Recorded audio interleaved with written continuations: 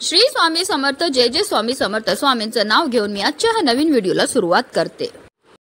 यंदा गुरुवारी म्हणजेच 23 ऑक्टोबर रोजी भाऊबीजेचा शुभ सण साजरा केला जाणार आहे। या दिवशी भगवान चित्रगुप्तची पूजा केली जाते, तसेच वही पेन आदी साहित्याची देखील पूजा केली जाते। परंपरेनुसार या दिवशी भावांनी बहिणीच्या घरी जाऊन भोजन करावे आणि पैसे कपडे इत्यादी काही भेटवस्तू देऊन बहिणीचा सन्मान करावा। त्यामुळे भावाचे वय आणि कीर्ती वाढते असे मानले जाते। कार्तिक महिन्याच्या द्वितीयेला भाऊबीजेचा सण साजरा केला जातो। या दिवशी बहीण आपल्या भावाला टिळा लावते आणि त्याला दीर्घायुष्य मिळावं यासाठी मनोभावे प्रार्थना करते। शास्त्रानुसार भाऊबीज या पर्वाची सुरुवात भगवान यमराज यांनी केली आहे। यमराज यांनी एक वरदान दिले आहे की जो भाऊ यम द्वितीया म्हणजेच कार्तिक शुक्ल द्वितीया तिथीला आपल्या बहिणीच्या हाताचे अन्न खाईल त्याच्यावर अकाल मृत्यूचे भय दूर राहील।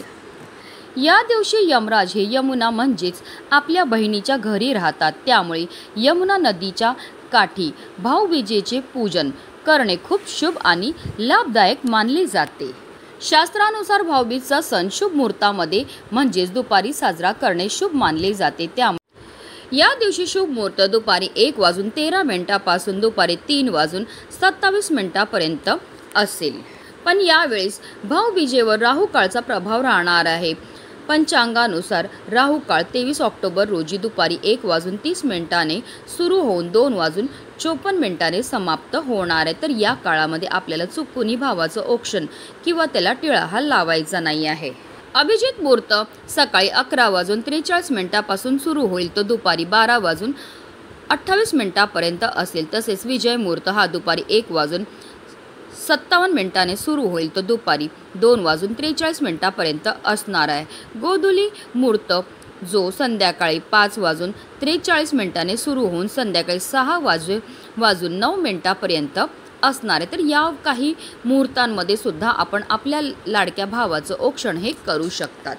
धार्मिक दृष्ट्या हा दिवस अतिशय महत्त्वाचा असल्यामुळे या दिवशी काही प्रभावी उपायाने सेवा देखील केल्या जातात आणि म्हणूनच भाऊबीजेच्या दिवशी आपण काही नाही केलं तरीही चालेल, पण आपल्याला आवर्जून आंघोळीच्या पाण्यामध्ये ही एक वस्तू टाकायची। ही वस्तू टाकल्यामुळे आपल्या जीवनामध्ये असणारी जेवढी पण नकारात्मकता एडापिडा शत्रुबाधा तर नष्ट होणारच आहे, पण आपलं 7 पिढ्यांचं दारिद्र्य नष्ट होऊन आपल्या सर्व इच्छा मनोकामना ह्या पूर्ण होणार आहेत।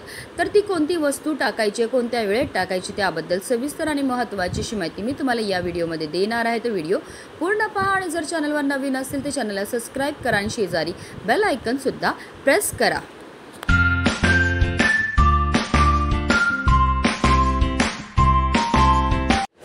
भाऊबीजेच्या दिवशी यमुनेमध्ये स्नान करण्याला विशेष महत्त्व हे दिलं जातं। यम आणि यमुनेच्या कथेमुळे या दिवशी यमुनेत स्नान करण्याचे विशेष महत्त्व आहे। असे मानले जाते की या दिवशी यमुना नदीत स्नान केल्याने यमराज व मृत्यूचे भय राहत नाही।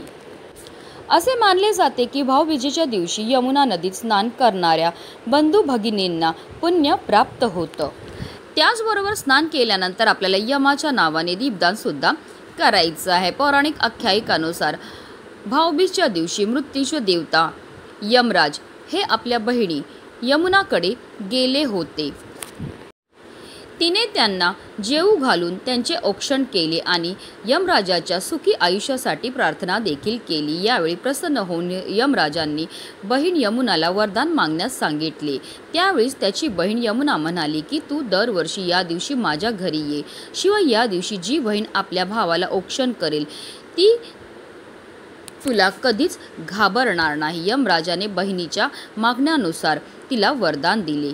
या दिवसापासून भाऊबीज उत्सवाला सुरुवात झाली असे म्हटले जाते, त्यामुळे या दिवशी यम द्वितीया असे म्हटले जाते। पण हल्लीच्या धावपळीच्या जीवनामध्ये प्रत्येकाला तीर्थक्षेत्री जाऊन स्नान करणं शक्य नसतं, म्हणूनच आपल्याला घरच्या घरी आंघोळीच्या पाण्यामध्ये या काही वस्तू टाकायच्यात आणि आपल्याला स्नान करायची। ही स्नान केल्यामुळे आपल्याला तीर्थक्षेत्री स्नान केल्याचं पुण्य तर प्राप्त होणारच आहे, पण आपल्याकडनं झालेल्या कळत नकळत पापांपासून सुद्धा आपल्याला मुक्तता मिळणार आहे आणि यमदेवाची तसेच अकाल मृत्यूचं भय सुद्धा टळणार आहे। आणि म्हणूनच आपल्याला भाऊबीजेच्या दिवशी ब्रह्ममुहूर्तावर उठायचं आहे आणि आंघोळीला पाणी हे काढायचं. तर तुम्ही थंड किंवा गरम कोणतंही पाणी घेऊ शकतात. या पाण्यामध्ये सगळ्यात पहिली वस्तू जी आपल्याला टाकायचे ते म्हणजे गंगाजल. गंगाजल टाकून स्नान केल्यामुळे आपल्याला तीर्थक्षेत्री स्नान केल्याचं पुण्य तर प्राप्त होतच होतं, पण आपल्याला अकाल मृत्यूचं भय देखील राहत नाही. दुसरी वस्तू जी आपल्याला आंघोळीच्या पाण्यामध्ये टाकायचं ते म्हणजे चिमूटभर खडेमीठ. खडेमीठ टाकून स्नान केल्यामुळे आपल्यामध्ये असणारी जेवढी पण नकारात्मकता, एडापिडा, नजरबाधा दूर होण्यामध्ये मदतही मिळत असते. तिसरी वस्तू जी आपल्याला आंघोळीच्या पाण्यामध्ये टाकायचं ते म्हणजे चिमूटभर हळद. हळद टाकून स्नान केल्यामुळे आपल्या कुंडलीतील गुरुग्रह हा बलवान होतो आणि जर आपल्या कुंडलीतील गुरुग्रह बलवान झाला तर त्यामुळे आपल्या जीवनामध्ये असणाऱ्या ज्या आर्थिक समस्या त्यापासून आपल्याला मुक्तता तर मिळतेच मिळते, पण आपल्याला कोणत्याही क्षेत्रामध्ये अपयशाचा सामना हा करावा लागत नाही. त्याचबरोबर आपल्यावर श्रीहरी विष्णू आणि माता लक्ष्मीची भरभरून कृपाही होत असते, कारण हळद ही श्रीहरी विष्णू आणि माता लक्ष्मीला अतिशय प्रिय आहे. त्याचबरोबर आपल्याला चिमूटभर काळे तीळसुद्धा आपल्या आंघोळीच्या पाण्यामध्ये टाकायचे. तिळांची उत्पत्ती ही श्रीहरी विष्णूंच्या घामापासून झाली होती. तसेच काळे तीळ हे आपल्या पितरांना सुद्धा समर्पित आहेत आणि जेव्हा पण आपण आंघोळीच्या पाण्यामध्ये काळे तीळ टाकतो आणि स्नान करतो तर त्यामुळे आपल्या जीवनामध्ये असणारा प्रकारातला प्रकार, पितृदोष, ग्रहदोष, शत्रुपीडा, दारिद्र्य दूर होण्यामध्ये मदतही मिळत असते, कारण तिळांना दारिद्र्यनाशक असं सुद्धा म्हटलं जातं. तसेच आपल्याला एक चमचाभर गाईचं कच्चं दूध सुद्धा आंघोळीच्या पाण्यामध्ये टाकायचं. आंघोळीच्या पाण्यामध्ये दूध टाकून स्नान केल्यामुळे आपल्या कुंडलीतील चंद्र बलवान होतं. चंद्र हा मनाचा कारक मानला जातो आणि जर आपल्या कुंडलीतील चंद्र बलवान झालं तर त्यामुळे आपल्या जीवनामध्ये असणाऱ्या आर्थिक, शारीरिक आणि मानसिक त्रासापासून आपल्याला मुक्तताही मिळत असते. तर या सर्व वस्तू आपल्याला आंघोळीच्या पाण्यामध्ये टाकायच्यात आणि आपल्याला स्नानही करायचे. पण बऱ्याचदा लोक चुकीच्या पद्धतीने स्नान करतात, त्यामुळे सुद्धा त्यांना केलेल्या उपायाचं कोणतंही सुफळ प्राप्त होत नाही. म्हणून आपल्याला काय करायचं आहे, सर्वप्रथम 1 मग पाणी आपल्या उजव्या खांद्यावर टाकायचं, 1 मग पाणी आपल्या डाव्या खांद्यावर टाकायचं आणि त्यानंतर आपल्याला स्नानही करायचे. स्नान करताना आपल्याला या एका प्रभावी मंत्राचा जप सुद्धा करायचा आहे. गंगे च यमुने च गोदावरी सरस्वती नर्मदा सिंधू कावेरी जलस्मिन्स निधी कुरु. या मंत्राचा अर्थ असा होतो, गंगा, यमुना, गोदावरी, सरस्वती, नर्मदा, सिंधू, कावेरी या सर्व पवित्र नद्यांचं जल या पाण्यामध्ये समाविष्ट झालेलं आहे आणि या पवित्र पाण्याने मी स्नानही करत आहे.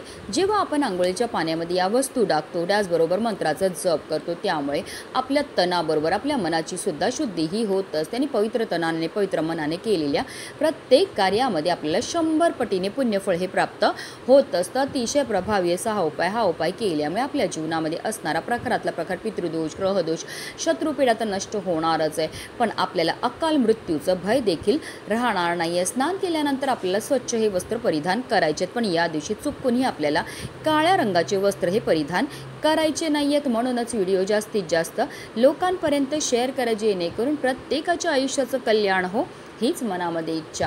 श्री स्वामी समर्थ. जय जय स्वामी समर्थ.